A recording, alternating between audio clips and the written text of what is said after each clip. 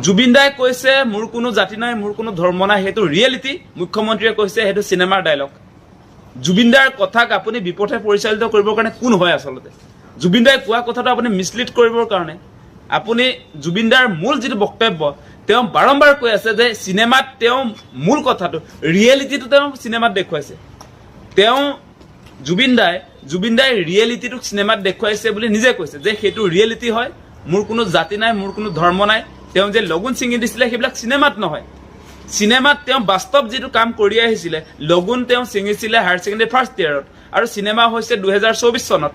গতিকে আপোনালোকে এটা কথা ভাবি চাওক যে তেওঁৰ বাস্তৱ জীৱনৰ ওপৰত ভিত্তি কৰি তেওঁ আচলতে চিনেমাত সেই যিটো ডায়লগ বুলি মুখ্যমন্ত্ৰীয়ে কৈছে সেইটো আচলতে জুবিন দাই চিনেমাত নহয়, চিনেমাৰ মানে বাস্তৱ হোৱা ঘটনাটো চিনেমাত প্ৰকাশ কৰিছিলে। গতিকে সেই কথাটো মুখ্যমন্ত্ৰী এতিয়া তেওঁ আবুল তাবুল বকি চিনেমাৰ ডায়লগহে বুলি মানে জুবিন দাৰ যি মূল আচলতে আদৰ্শ আছিলে, তেওঁ কৈছিলে মোৰ কোনো জাতি নাই, মোৰ কোনো ধৰ্ম নাই। সেই কথা কিয় ক'বলগীয়া হ'ল? যে যেনেকে আচলতে বিজেপিয়ে জাতি ধৰ্মক লৈ বিভাজনৰ ৰাজনীতি কৰে, হিন্দু মুছলমানৰ ৰাজনীতি কৰে, তাৰ বিৰুদ্ধে সেই কথাবিলাক। গতিকে মুখ্যমন্ত্ৰীয়ে ক'লে হ'ব নেকি সেই কথা? আপোনালোকে বিবেচনা কৰি চাওক। জুবিন দাই কৈছে কথাটো, মুখ্যমন্ত্ৰীয়ে তাৰ ক্লেৰিফিকেশ্যন দিবলৈ কোন আচলতে? মানে তেওঁতো যিটো কথা কৈছে এইটো বহুত বেয়া কথা কৈছে। জুবিন দাৰ অৰিজিনেল কথাটোৰ কথা কৈছো। জুবিন দাই নিজে কৈ থৈ গ'ল, চিনেমা প্ৰচাৰ কৰি থাকোঁতেও তেওঁ কৈ থৈ গ'ল যে মোৰ কোনো জাতি নাই, মোৰ কোনো ধৰ্ম নাই। সেইটো চিনেমাৰ ডায়লগ নহয়, সেইটো ৰিয়েলিটি বুলি জুবিন দাই ক'লে। মুখ্যমন্ত্ৰী কোন হয় তেওঁ আপোনাৰ সেইটো চিনেমাৰ ডায়লগ বুলি ক'বলৈ? জুবিন দাই যিমান অনুষ্ঠান কৰিছে সকলো অনুষ্ঠানত তেওঁ কৈ থৈ গ'ল যে সেইটো ৰিয়েলিটি।